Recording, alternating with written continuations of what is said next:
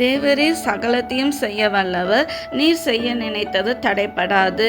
பைபிளில் யோபு என்ற ஒரு மனிதர் இருந்தார். அவரை சோதிக்கும்படியாக பிசாசானவன் அவருடைய எல்லா ஆஸ்திகளையும் எடுத்துக்கொண்டான். அது மட்டுமில்லாமல் அந்த மனிதனின் சரீரத்தில் கொடிய பருக்களினால் வாதித்தான். எதற்காக? அந்த மனிதன் ஆண்டவரை மறுதலிக்க வேண்டும், ஆண்டவரை தூசிக்க வேண்டும் என்பதற்காகவே.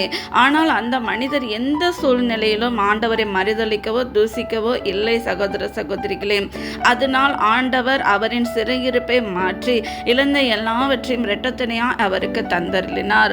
ஒருவேளை அதே போல சூழ்நிலையில் இன்றைக்கு உங்களுடைய வாழ்க்கையிலும் நெருக்கமான சூழ்நிலையில் நீங்கள் காணப்படலாம். சகோதர சகோதரிகளே, ஒருவேளை ஆரோக்கிய இழந்த சூழ்நிலை, சொத்துக்களை இழந்த சூழ்நிலைகளில் இப்படிப்பட்ட சூழ்நிலையில் கலங்கி கொண்டு காணப்படுகிறீர்களா? யோபுவின் சிறையிருப்பை மாற்றின தேவன் உங்களின் சிறையிருப்பை மாற்ற வல்லமையுள்ள தேவனாக இருக்கிறார். நீங்கள் விசுவாசிக்கிறீங்களா?